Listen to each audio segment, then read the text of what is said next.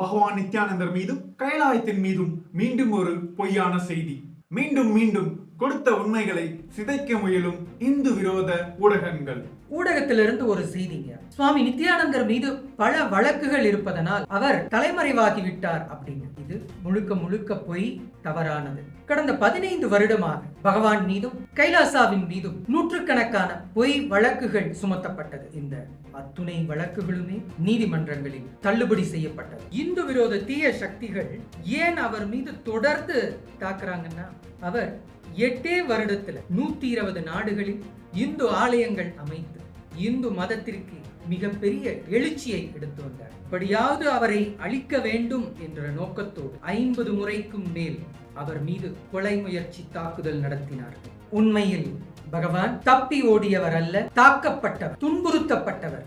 அவருடைய அடிப்படை மனித உரிமை பறிக்கப்பட்டது.